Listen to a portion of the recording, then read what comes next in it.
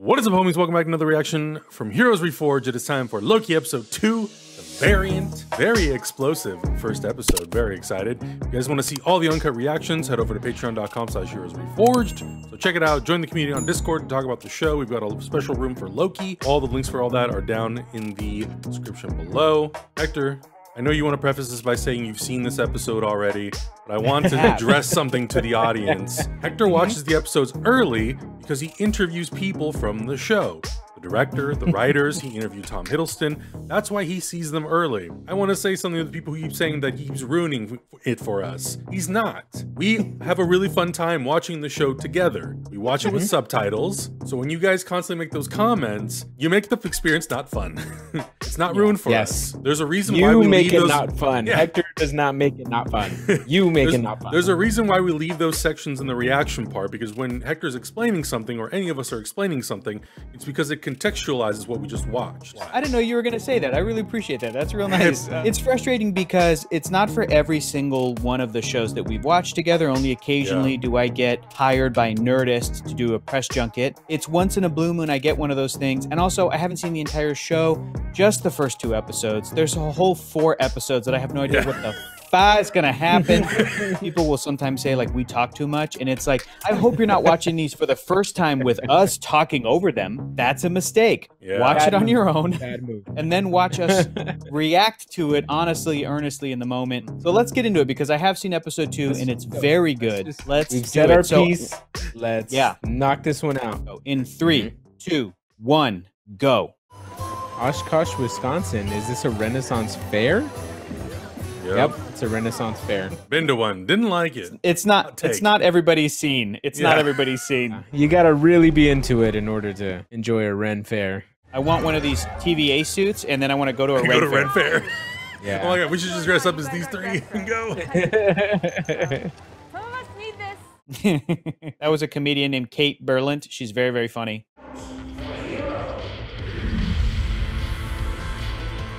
Whoa,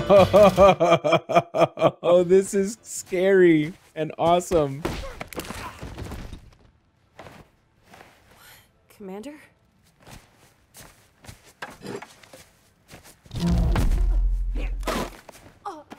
Wow. This made the He-Man trailer rad. It did. It really did. What are you doing? Having some fun. Oh god.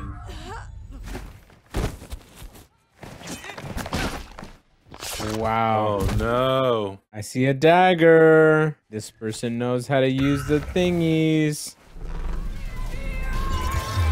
That's one way to start the show, damn it. What an opening. This theme song is already on Spotify, but cool. I can't wait for like the soundtrack to come out, because it's such a good, creepy piece of music. It's yeah. What happens when a Nexus event branches past Redline? Very bad things. Come on, Loki. Oh my god, no way. How cool. It's when the TVA can no longer reset a Nexus event. Boring. My jet ski magazine, put it down. Come on, gear up. Let's go. Is that my jet ski magazine? I love how he's now an agent. Oh, I ordered this action figure right here, baby. Look at him. Good. That's cool. I want that jacket. Awesome. It's a good jacket. With the skinny tie, it's a good look. Yeah. Very subtle. Well done. Anybody out there to forget what you are? Oh, your only hope of capturing a murderer. No, a cosmic mistake. That's enough. Dang. Very personal between them, it feels like. Almost more than any other Oh my god. No two are alike. Oh my Oh. god. Powers, Whoa, powers okay. generally include shape-shifting, illusion, projection, and Okay. mind. That looks dope. How's betraying us going to get you any closer to the timekeeper? An audience with the timekeepers is on the table. Keep that focus. Oh, there you go. Whoa, Oh, cool. That's cool. It looks cool. It's a trap. He's waiting for you outside this tent. Should I secure the reset charges? No, he wants me. I'm the key to his plan. He's lying. Just playing games. There's no one out there. Dang. I guess now we'll get to see what it does exactly. I think they're gonna cut Son of a away. bitch. Whoa. Bubble. That's cool. crazy. They really upped up their VFX game for this. Maybe he wants to mix it up. Sometimes you get tired of playing the same part. Is that possible? Not unless the timekeepers decree it. I don't trust the timekeepers. What if another one of her agents is Kang? I don't remember this. This must be from that analyst you keep on the side. Stay focused. Analysts keep on the side, huh? Yeah. Hector, give me the info. Hey, if it doesn't work, I'll delete him myself. I'll delete him myself. I mean, Really arrogant. What happened to the guy I met on the elevator who didn't like to talk? Remember him? Now I'm stuck with this guy who won't stop yakking away about what makes a Loki. I don't care what makes you tick. You're here to help me catch the superior version of yourself. Uh-oh. I believed, stupidly, that insecure need for validation would motivate you to find the killer. But because you know this variant is better than you, and you can't take it. Oh my God. I'll give you two options. You can believe whichever one you want. A, because I see a scared little boy shivering in the cold, and you kind of feel bad for that ice runt. B, I just want to catch this guy, and I'll tell you whatever I need to tell you. I think it's A. I think Mobius feels bad for him. I mean, yeah, he knows everything about him. Man, This is so cool. his designs are so cool. Yeah. Well, the cool thing is that this is a hotel in Atlanta, Georgia, but they use CG to like extend it out and obviously add the timekeeper statues. Nah, dude, those are real, bro. No, it's those. I've seen them. I've seen them in real life. They should make them real and put them in the hotel in Atlanta. Yeah, right. So the main thing to note about Ravonna Renslayer, Mobius's boss, is that in the comics, she has a relationship with Kang. Like she is his great love. Dude, all the old technology that the TVA uses stresses me out. Tiny little screens. I'd like all files pertaining to the creation of the TVA. There's a class. Okay, I'd like all files pertaining to the beginning of time then. Those are classified. Okay, the end of time. Those are classified. Okay, what files can I have? His life again. Yeah, is it just... Yep. Just the Loki. files on him. Laufeyson. But will there be a clue somewhere? Ooh. Destruction of Asgard, okay. Ragnarok, class Apocalypse. Apocalypse, 7. okay. Total planetary Civilization destruction. annihilated. Jeez. Zero variance energy detected. Oh, this is great. The music is like 700. Wow. the Thor music, you know? Yeah. Find a clue in there. Good clue acting, Tom Hiddleston. Yeah, that is good clue acting. Yeah, that's true. I could, let's say, push the Hulk off the Rainbow Bridge. It's too much salt. Set fire to the palace. No, just stop. Don't set fire to the palace. You're ruining his salad. Stop. You. Nice to see you. I just need this. Because the apocalypse is coming. The salad will always be Surtur. ruined. Yeah, exactly. What am I looking at? Okay, it was a clumsy metaphor, but you see what I Very mean. clumsy. I'm not taking you for a stroll along the promenade, much less an apocalypse. Here's a fun theory. You lure me out into the field and then you stab me in the back. And that's a theory I don't want to test. I'm never stabbing him in the back. You've literally stabbed people in the back like 50 times. I'd never do it again. I love the way that Loki in this There episode you go. is having to not manipulate, but like having to really Prove himself. prove Yeah. himself in a Loki way where he's like, look, Yeah. you're right. I stab people, but I love to be right. Yeah. So let's go. Yeah. So you He guys loves know to what's be about right happen, more right? than he loves to stab people. Yeah, this is Yes. Vesuvius erupting. Yeah. Yep. Look at him. Look at him. Oh, kind of gosh. I know we don't want to get too giddy. Oh, come on. It's cool. Oh, come on. Just not in good taste because of Well, they're all going to die anyway. Jesus. Loki, Ignis, pastos per cyclola in vos est vomiturus. You vomituros. Oh my God. He's so excited. He's throwing food at everyone. You gotta be using the volume for all that stuff. Oh yeah, have to. Also because they also shot during COVID last year. They shot yeah. a little bit before and then in 2020. So they're in Atlanta, they're in studios, and they're using the volume. In the early 1990s, for a brief, shining moment, there was a beautiful union form and function, which we call a jet ski. Hey man, the hell of fun. I want Owen Wilson to ride a jet ski more than gotta anything. ride a jet ski by the end of this. Who created you, Loki? A frost giant of Jotunheim. And who raised you? Odin of Asgard. Odin, god of the heavens, Asgard, frost giants. Listen to yourself. Because if you think too hard about where any of us came from, it's who ridiculous. we truly are, it sounds kind of ridiculous. That's very true. While we protect what came before, they're toiling away in their chamber, untangling the epilogue from its infinite branches. I see. When they're finished, what happens then? So are we. We're getting into some real philosophical shit in this show. Yeah. I know, man. It's giving me anxiety, making me think about my life. See, I know something children don't. What's that? But no one bad is ever truly Love bad. this. No one good. And no one good is ever truly good. Facts be facts, baby. I am not trusting the way any of these TVA people talk about I know. the timekeepers. They're being fed a lies, Stephen. I'm chomping at the bit. Well, I'm whispering very enthusiastically. Whisper. I hope young audiences who are discovering Owen Wilson for the first time binge everything that he's made. Yes. This does make me want to rewatch Shanghai Noon, Shanghai Nights. Oh, I love Right? Shanghai Noon. That's one of my favorite movies of all time. This has a very Blade Runner feel to it. Yeah. And it's so sad because, like, if what they're saying is true, this whole town and these people are going to get wiped out. The hell was that? That was me. Using magic to dry my clothes. Is Rock's card anything significant from the Marvel comics? No, but I think it's obviously, it's the company Roxxon, which is Roxxon Oil. They've been in the background since Iron Man 1. What are you doing?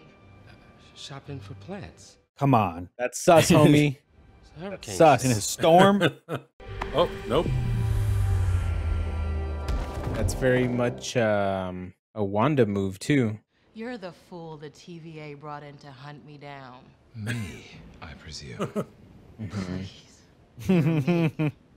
Wow. Okay. Now it's getting interesting. What was that noise? The score, baby. Oh, the score. There's Oh, C20. boy. They found her. Yeah. If you could possibly sheathe your smarm for a moment, I have an offer for you. Your That's why I found smarm. you. That's amazing. This is going to be Sheath. Lady Loki. Yo, smom. I'm pretty convinced. Uh-huh. Uh-oh. Mobius. Where is he? I lost him. What happened? These agents are terrible. They're not great at their jobs. For how No, important they're their not job is, good. I'm like, oh, you're kind Yeah. of shitty. I don't trust them. Here she is. Telling me. Was I right? This isn't about Yep. you. With the little horns. Run away! Oh! What the hell is about to happen? That's like a nuclear... Oh my god, that's a nuclear reset. There's like 100 of them. Whoa! Whoa! Whoa! Where are they going? Everywhere. Oh, Chaos. Get him. Whoa. The multiverse of madness? Uh-huh. What is Jeez. happening? Oh no, oh no, oh no, oh no, no. Oh god. Ooh. Mobius. That's You no done- good. Oh. That's no good. That's no good. Oh, no, he's not no good. So much tension. Yeah. So I really, again, with this show, just like with WandaVision, it's a constant struggle to like not try to overcomplicate or overthink what's going to happen in the future. But when you do something Yeah. like this, I feel like by the end of the season, a lot of it will get resolved Yeah. because, you know, you have the same writer working on both things. So of course, I feel like there's going to be like some Passover, right? But then you also in the mix have to throw in the Spider-Man movie, and you're Right. like, oh man, like how is this all going to tie together? And then I started having this weird thought today of, what if they use the concept of the multiverse and the multiple timelines to kind of like reset Spider-Man's continuity where he can go back into the Sony universe? I hope not. And that's how like he interacts with Venom and Morbius and all these other characters. And I'm like, man, that would be so lame though. Because then like we can never see Miles Morales, you know, interact with these new Avengers. And I'm like, I don't want that. Until we see a Miles Morales of the MCU.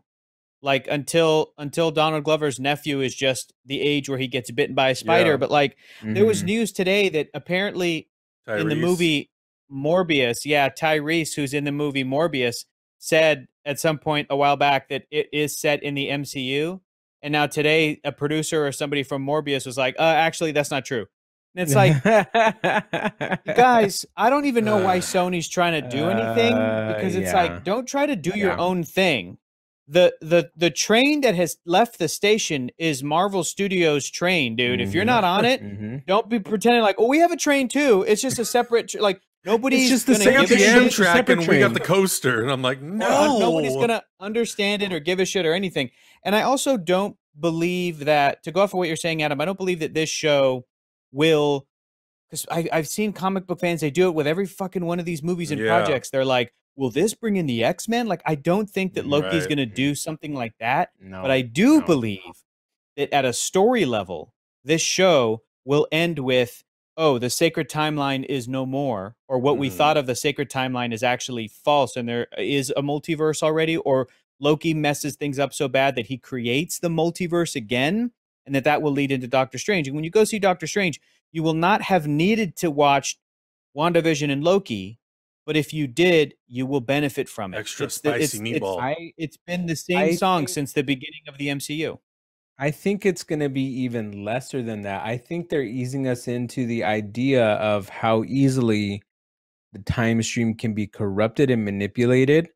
Not necessarily that any of these events will lead into Multiverse of Madness, because I'm assuming that Multiverse of Madness is going to be a more of a Doctor Strange Wanda style story. So as long as we know that variance exists and that it can be manipulated so easily, if you know you have the right cunning person to do it, then the multiverse can go crazy at any point. I don't feel like we're gonna go into Multiverse of Madness with everything already gone to shit already. Right. Basically. Correct. So I feel like we're just getting like the concept of this down. Yeah. This is still going to be a very Loki centric story, and then we'll go into the Multiverse of Madness. I agree. I think it's about setting up rules. And I know that like Michael Waldron has talked about that, of like the Avengers understood the rules of time travel, and now we have to kind of like piggyback off of that and then kind of recontextualize what that means from like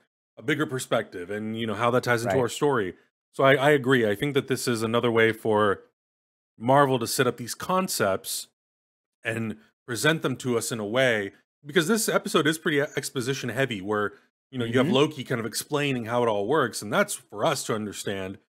But I think you need that, and I think that that's their way of sort of helping us kind of understand how that's going to work in future movies potentially. And if Spider-Man and Doctor Strange are dealing with those concepts of multiverse, like Hector, you were saying, if we watch the show, we'll go into this movie knowing, well, I already had the appetizer in Loki, the crash course, the 101. So now I can go into this. I'm like, cool, I understand what's happening if shit hits the fan.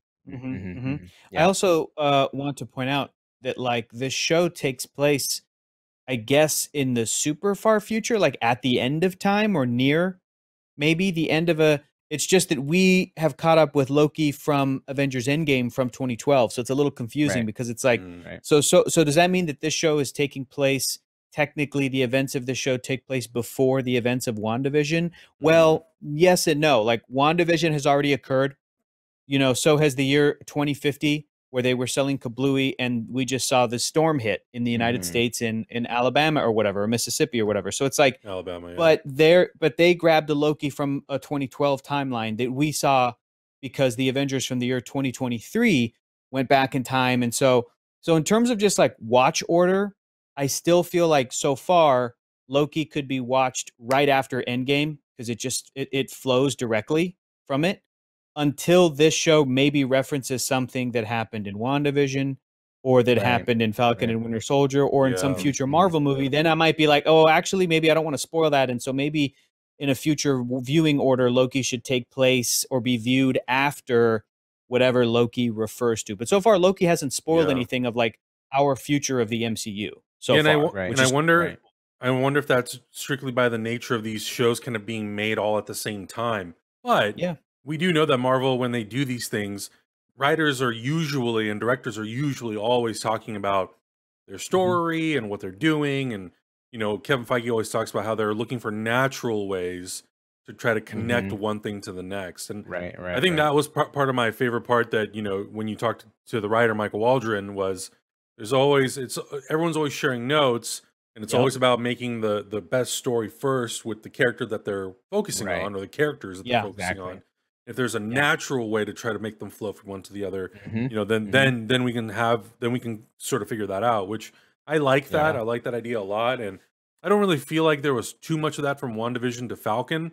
Also because of how stuff kind of shifted around because of COVID.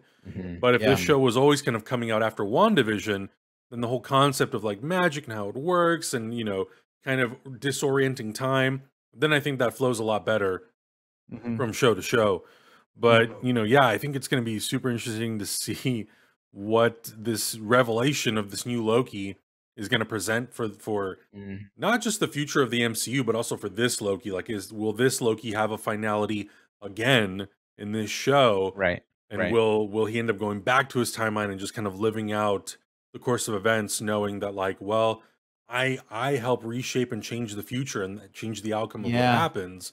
You know, those are always interesting philosophical questions. I don't see that happening unless there's like a mind wipe situation, like Loki can't go back to his timeline. I'm hoping that at the end of the show, he stays with the TVA and becomes like, he really is like, I want to be a hero and I want to agent.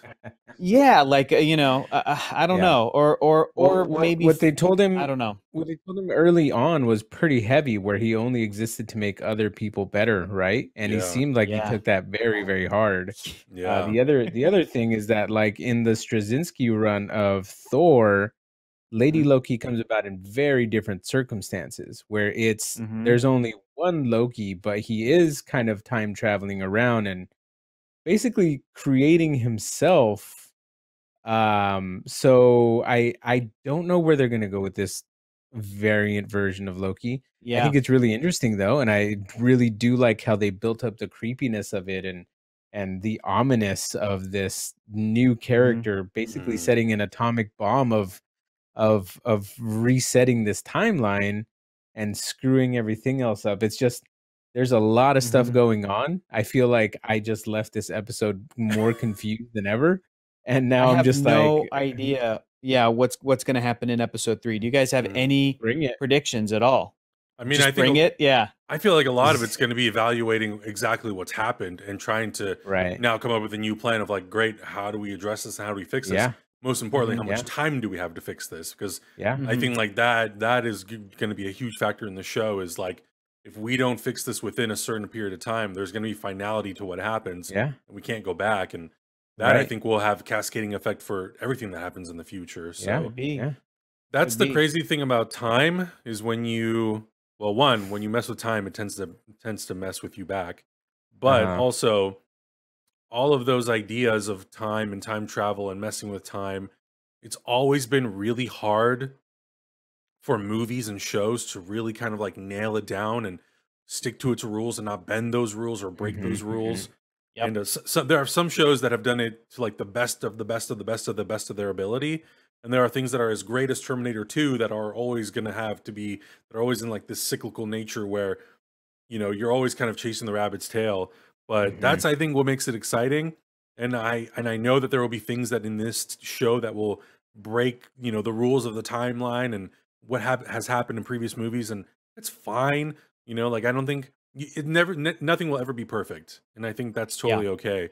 But I'm just interested to see how they tackle all these events. Will be really fun. All the time traveling stuff in Endgame, honestly, it doesn't make sense, and I don't care. Like, I really, was the movie fun as hell?